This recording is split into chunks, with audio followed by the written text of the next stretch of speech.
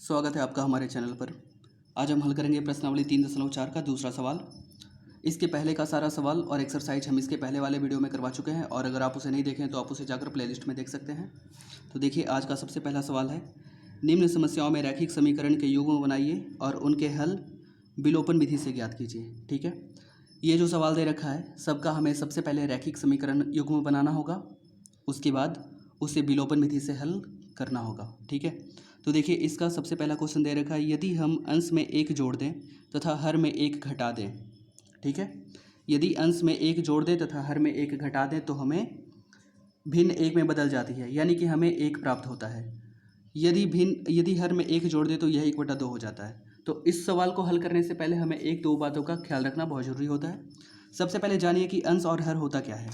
तो देखिए कोई सा भी भिन्न जब हम लिखते हैं x/y के रूप में, जैसे x/y कहने का मतलब यह है कि यहाँ पर 4/11, 4/9, 4/10 या 3/7 ऐसा है कुछ। ठीक है, तो ये होता है अंश ऊपर का और नीचे का ये होता है हर। ठीक है, देखिए सवाल में बोला क्या है कि यदि अंश में एक जोड़ दें, यानी कि यहाँ पर एक जोड़ देगा, यहाँ पर एक जोड़ देगा। ठीक है, और क्या बोला है तो तथा हर में एक घटा दें। देखिए यही है हर, इसमें से एक घटा देगा तो बोला क्या है कि भिन्न एक में बदल जाता है, यानी कि इसके बराबर हम एक लिख सकते हैं। ठीक है, तो सवाल को आप समझ गए थोड़ा सा। उसके बाद चलिए अब कॉपी पे इसको सवाल को हम हल करते हैं कैसे, देखिए आप लोग। ठीक है, और दोस्तों हल करने से पहले हम आपको बता देना चाहते हैं, अगर अभी तक हमारे चैनल को आपने सब्सक्राइब नहीं किया तो चैनल को सब्सक्राइब कर लीजिए, ताकि हमारे हर एक वीडियो का नोटिफिकेशन आपको मिलेगा और आप वीडियो देख के कुछ सीख पाएँ। तो चलिए दोस्तों उस क्वेश्चन पे शुरू करते हैं इसको। तो सबसे पहले हमें क्या करना होगा कि सबसे पहले हमें मान लेना होगा कि माना भिन्न x/y है, क्योंकि जब भिन्न रहेगा तभी तो उसमें हर और अंश रहेगा। तो अंश और हर रहने के लिए हमें भिन्न को मानना पड़ेगा। तो मान लेते हैं कि माना भिन्न x/y है। तो चलिए देखिए कॉपी पर, ये देखिए मान लिया कि माना भिन्न x/y है और प्रश्न के अनुसार चलेंगे, जो प्रश्न बोलेगा वही करेंगे। ठीक है, तो लिख दिए प्रश्न अनुसार। देखिए प्रश्न में बोला क्या है कि यदि अंश में एक जोड़ दें। ठीक है, अंश में एक जोड़ने का बात कर रहा है। तो देखिए अंश यही है, तो इसमें एक जोड़ दिए। ठीक है, और क्या बोला है कि हर में एक घटा दें। ठीक है, यानी कि देखिए ये हर है, इसमें से एक घटा दें तो फिर क्या होगा, तो भिन्न एक में बदल जाता है। ये देखिए भिन्न एक में बदल जाता है। एक में बदलने का मतलब यह है कि बराबर एक हो जाता है, एक के बराबर हो जाता है, या इसको हम एक के बराबर लिख सकते हैं। ठीक है, अब देखिए इसके नीचे कुछ नहीं होता है तो एक होता है, यानी देखिए x+1 को जब हम एक से गुना करेंगे तो x+1 ही रह जाएगा। y-1 को जब हम एक से गुना करेंगे तो y-1 ही रह जाएगा।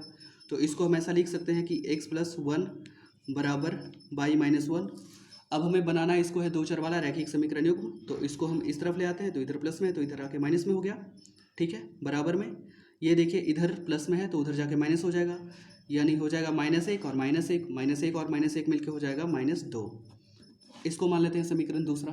ठीक है, इसमें और भी कुछ बोला है। ठीक है, सवाल में और भी कुछ बोला है, देखिए और क्या बोला है आगे कि यदि हर में एक जोड़ दें तो यह 1/2 हो जाता है। ठीक है, यदि हर में एक जोड़ दें तो यह 1/2 हो जाता है और अंश को ऐसे ही छोड़ दिया है। देखिए अंश को ऐसे ही छोड़ दिया है और हर में एक जोड़ दिया। ठीक है, तो यह 1/2 हो जाता है। इसका मतलब है कि बराबर में 1/2 हम लिख सकते हैं। ठीक है, अब देखिए x को जब 2 से गुना करेंगे, तिरछा तिरछी गुना, तो ये हो जाएगा 2x और बराबर में जब y+1 को 1 से गुना करेंगे तो ये रह जाएगा y+1 ही। ठीक, अब देखिए 2x, y को इधर ले आते हैं माइनस में आ गया, एक को उधर ही छोड़ देते हैं, ऐसे रहेगा। ये हो गया समीकरण दूसरा। ठीक है, अब देखिए दो चर वाला रैखिक समीकरण युग्म हमें प्राप्त हो गया। पहला समीकरण ये, दूसरा समीकरण ये। अब बोला क्या है कि विलोपन विधि से ज्ञात करने के लिए, है ना। तो देखिए विलोपन विधि से हम कैसे ज्ञात करते हैं, तो सबसे पहले हम इसको लिख लेते हैं x माइनस वाई। ठीक है, x माइनस वाई बराबर -2 दे रखा है। समीकरण पहला ये था, दूसरा ये था, अब हम इसको मान लेते हैं समीकरण तीसरा। ठीक है, फिर 2x माइनस वाई बराबर 1, 2x माइनस वाई बराबर 1। ठीक, इसको मान लेते हैं समीकरण 4। और दोस्तों विलोपन विधि हल करने से पहले हम बता चुके थे आपको कि दोनों समीकरण में किसी भी एक चर का मान बराबर करना होता है। ठीक है, x का मान बराबर कीजिए या y का मान बराबर कीजिए। देखिए यहाँ पर भी y है एक, यहाँ भी y एक ही है, ठीक है, तो ये दोनों बराबर हो गया। नहीं तो फिर अगर हम चाहें तो x को भी कर सकते हैं। देखिए यहाँ पर 2x है, यहाँ पर एक ही x है, तो समीकरण 3 को अगर हम 2 से गुना कर देंगे तो यहाँ भी हो जाएगा 2x, यहाँ भी हो जाएगा 2x, तब भी हल कर सकते हैं। लेकिन यहाँ पर y 1 है तो इसको हल कर सकते हैं। क्या बोले थे साइन बदलने के लिए? देखिए 2x के आगे प्लस है तो माइनस लगा देते हैं, y के आगे माइनस है तो यहाँ पर प्लस लगा देते हैं, 1 के आगे प्लस है तो यहाँ पर माइनस लगा देते हैं। देखिए यहाँ पर 1x प्लस में है, 2x माइनस में है, यानी x में से 2x घटेगा तो कितना बचेगा? -x। देखिए यहाँ पर माइनस में y है, यहाँ पर प्लस में y है, तो ये दोनों कट जाएगा, यानी y में से y घटने के बाद कुछ नहीं बचेगा। देखिए यहाँ पर माइनस में है 2y, सॉरी माइनस में है 2 और माइनस में 1, तो -2 और -1 मिलके हो जाएगा -3। तो देखिए माइनस इधर भी है, माइनस इधर भी है, तो कैंसिल हो जाएगा, तो हमारा मिल गया -x बराबर 3। अब x बराबर 3 को हम समीकरण 1 में या 2 में रख देंगे। तो देखिए हम करते हैं समीकरण, लिखते हैं x बराबर 3 को समीकरण 1 में रखने पर, ये देखिए हम लिख दिए x बराबर 3 को समीकरण 1 में रखने पर। देखिए समीकरण 1 तो यही है, जहाँ पर भी एक समय देखेगा वहाँ पर हम 3 रखेंगे। तो देखिए 3 माइनस y दे रखा है बराबर -2 दे रखा है, ठीक है। तो यहाँ से हमारा मिल जाएगा y बराबर, ये 2 आ जाएगा प्लस में, तो 3 और 2 मिलके हो जाएगा 5, ठीक है। तो हम लिखेंगे क्या, अतः भिन्न बराबर, भिन्न हम क्या माने थे, x बटा y, है ना। x के जगह पर कितना आया था 3 और y की जगह पर कितना आया है 5, ठीक है। आगे आता है हमारा भिन्न 3/5 है, उत्तर हो गया, तो हम लिख देंगे बगल में उत्तर। तो आपको एग्जाम में यही करना है। अब देखिए अगला सवाल, देखिए ये है आपके सामने अगला सवाल। सवाल दे रखा है 5 वर्ष पूर्व नूरी की आयु सोनू की आयु की 3 गुनी थी, ठीक है। 5 वर्ष पूर्व, इसका मतलब यह है कि 5 वर्ष पूर्व जो नूरी का आयु था सोनू का आयु का 3 गुना था। इसका मतलब यह है कि सोनू की आयु में जब 3 से गुना करेंगे तो बराबर में नूरी का आयु आ जाएगा, ठीक है। तो देखिए 5 वर्ष पूर्व का बात क्या है, हमें तो वर्तमान का ही पता नहीं है, तो हम क्या करेंगे कि वर्तमान का मान लेंगे, ठीक है, कि माना वर्तमान में नूरी का आयु x वर्ष है और सोनू का उम्र y वर्ष है।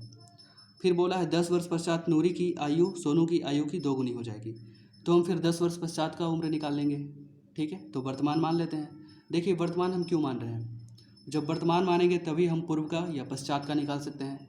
जैसे मान लीजिए कि अगर आज कोई आदमी है, उसका उम्र अगर आज 15 वर्ष है, ठीक है, तो अगर आपसे कोई पूछेगा कि 15 वर्ष आज है उम्र, तो 5 वर्ष पूर्व उसका क्या होगा उम्र, तो आप क्या बोलेंगे, उसको 15 - 5 घटा देंगे तो फिर आएगा 10, तो आप बोलेंगे 10 वर्ष। या बोलेगा अगर आपसे कि आज 15 वर्ष है तो 5 वर्ष पश्चात क्या होगा, तो आप जोड़ देंगे उसमें 15 में 5 तो हो जाएगा 20 वर्ष, तो आप बोलेंगे 20 वर्ष होगा आयु, ठीक है। तो उसी तरह से हम मान लेंगे, इसीलिए हम मान लेंगे कि वर्तमान आयु x वर्ष है और y वर्ष है, ठीक है। उसके बाद प्रश्न जो कहेगा हम चलेंगे। तो सबसे पहले हम मान लेते हैं कि माना नूरी का आयु x वर्ष है और सोनू का उम्र y वर्ष है। ये देखिए वर्तमान उम्र तो हम मान लिए हैं। अब हम क्या करेंगे कि 5 वर्ष पूर्व का उम्र निकाल लेते हैं। तो हम लिखते हैं नूरी की 5 वर्ष पूर्व की आयु x - 5 वर्ष, पूर्व में घटाना है और पश्चात में जोड़ना है। देखिए 5 वर्ष पूर्व हम नूरी का और सोनू का दोनों का आयु निकाल चुके हैं। हम बोले कि पूर्व में घटाना है और पश्चात अगर बोलेगा तो वर्तमान में जितना वर्ष पश्चात बोलेगा उतना जोड़ देना है, ठीक है। अब देखिए प्रश्न में क्या बोला है, देखिए बुक में आप देखिए यही है सवाल। सवाल में बोला क्या है कि 5 वर्ष पूर्व नूरी की आयु सोनू की आयु की 3 गुनी थी, यानी कि 5 वर्ष पूर्व के आयु में सोनू के, देखिए नूरी की आयु सोनू की आयु की 3 गुनी थी, यानी कि सोनू की आयु में 3 से गुना कर देना है। सोनू की आयु की 3 गुनी बोला है ना, तो सोनू की आयु में 3 से गुना कर देना है, ठीक है। तो देखिए x - 5 बराबर सोनू का आयु तो यही है 5 वर्ष पूर्व का, इसमें 3 से गुना कर देना है। तो देखिए बराबर में हो गया नूरी का आयु। अब इसको हल करते हैं, x - 5 बराबर 3 गुना y हो जाएगा 3y, 3 गुना -5 हो जाएगा -15, ठीक है। x - 3y, अब इसको उस तरफ भेज देंगे, -5 जो है इसको उस तरफ भेज देंगे, तो यहाँ हो जाएगा -15 + 5, यानी 15 घटेगा 5 में से तो बचेगा -10। इसको मान लेंगे समीकरण 1, ठीक है। अब देखिए अगला स्थिति क्या बोला है, ठीक है। अब देखते हैं द्वितीय स्थिति। सवाल में एक कंडीशन और दे रखा है, ये था प्रथम, यहाँ पर लिख दीजिएगा प्रथम स्थिति, यह है दूसरा स्थिति। देखिए बुक में देखिए बोला है 10 वर्ष पश्चात नूरी की आयु सोनू की आयु की 2 गुनी हो जाएगी, ठीक है।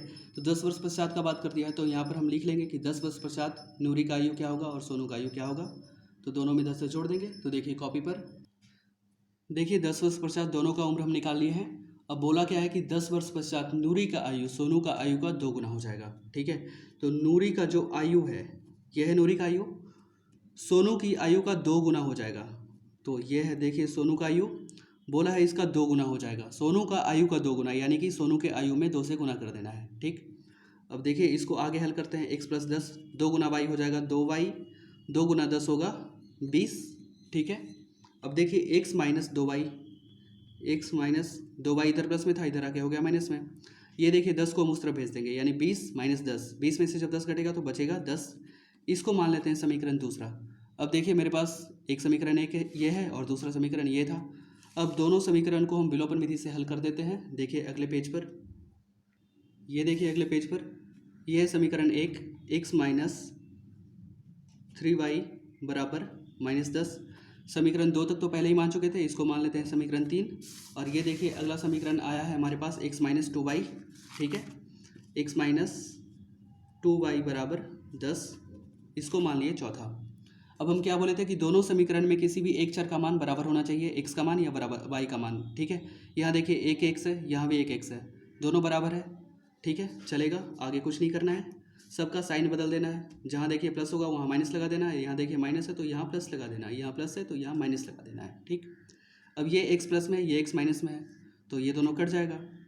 ये देखिए माइनस में 3y है, प्लस में 2y है, यानी 2y में से जब 3y घटेगा, 3y माइनस में है इसलिए घटेगा, 2y में से जब 3y घटेगा तो बचेगा -y बराबर, यहाँ देखिए -10 और यहाँ -10, दोनों ऐड होके हो जाएगा -20। यहाँ भी माइनस है, यहाँ भी माइनस है, तो दोनों कैंसिल हो जाएगा। तो इसलिए हमारा आ गया y बराबर 20। अब हम y बराबर 20 को समीकरण 3 में या 4 में रख देंगे। ठीक है, तो हम लिख देते हैं y बराबर 20 को समीकरण 3 में रखने पर, ये देखिए हम लिख दिए y बराबर 20 को समीकरण 3 में रखने पर। समीकरण 3 यही है, जहाँ भी हमें y दिखेगा वहाँ पर हम 20 लिख देंगे, यानी हम लिखते हैं x - 3 × 20, ऐसा x - 3 × 20 बराबर में -10 दे रखा है, तो हम लिख देते हैं बराबर में -10। ठीक है, यानी आ गया x 3 × 20 60 होता है, बराबर -10 है। तो हमें निकालना है x का वैल्यू, तो -10 तो इधर ही रहेगा, 60 इधर माइनस में तो इधर आके हो जाएगा प्लस में। ठीक है, यानी x बराबर 60 में से 10 घटेगा, क्योंकि 10 माइनस में है इसलिए घटेगा। 10 में से 60 घटने के बाद, 60 में से 10 घटने के बाद बचेगा 50। तो हम क्या माने थे, x हम किसका माने थे उम्र, नूरी का, और y माने थे हम सोनू का। ठीक है, तो हम लिखेंगे अतः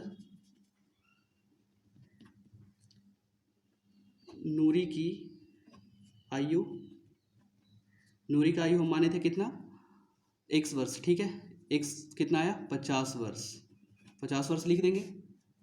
सोनू का कितना माने थे हम, x वर्ष, तो हम लिखेंगे तथा सोनू की आयु y माने थे, y का वैल्यू कितना आया है, देखिए y का वैल्यू आया है 20, तो ये हो जाएगा 20 वर्ष उत्तर। ठीक है, यही हो गया हमारा उत्तर। आपको एग्जामिनेशन हॉल में इतना ही करना था। तो दोस्तों 3.4 का जो भी सवाल बचा हुआ है वो हम अगले वीडियो में करवा देंगे, और अभी इतना तक करवा दिए हैं। अगर इसके पहले वाला आप देखना चाहते हैं तो हमारे प्लेलिस्ट में जाकर चेक कर लीजिए और चैनल को सब्सक्राइब कर लीजिए, ताकि मेरे हर एक वीडियो का नोटिफिकेशन आपको मिलता रहे। और मिलते हैं अगले सवाल के साथ अगले वीडियो में।